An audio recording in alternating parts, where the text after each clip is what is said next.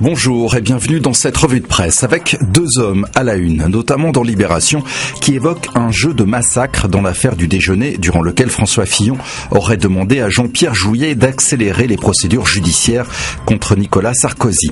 Le quotidien développe sur plusieurs pages cette histoire de coups bas et de mensonges. Jouyet déjeune et l'Élysée trinque puisque son secrétaire général embarrasse ainsi directement François Hollande qui n'avait pas besoin de cela. À qui profite le crime ? À Nicolas Sarkozy, répond Libé, qui pourra, je cite, à nouveau se poser en victime. Le sujet est également développé à la une du Parisien aujourd'hui en France, qui note que les Français n'en peuvent plus des politiques qui font plus souvent parler de leur turpitude que de leurs projets pour redresser le pays. Même sentiment dans Le Figaro, pour qui l'affaire tourne au scandale d'État. Dans son édito, Paul-Henri Dulimbert se désole que les adversaires de Marine Le Pen rivalisent d'imagination pour la mettre en valeur et pour que ses idées anti-UMPS prospèrent et embellissent. L'Humanité consacre de son côté sa couverture à l'actualité internationale avec la lettre poignante qu'une jeune militante kurde a envoyée à sa famille.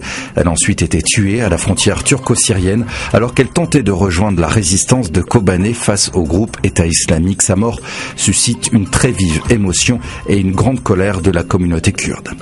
La Croix s'inquiète, elle, des tensions de plus en plus vives à Jérusalem entre Israéliens et Palestiniens.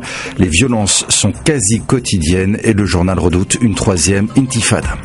Sur le front de l'économie, ça ne va pas fort non plus, selon Les Échos, qui prévient que les industriels prévoient de réduire leurs dépenses d'investissement de 3% l'an prochain, signe de l'attentisme des patrons qui semblent encore bien frileux face à l'avenir. Quant aux chômeurs, leur accompagnement se privatise de plus en plus. C'est un constat du Parisien aujourd'hui en France.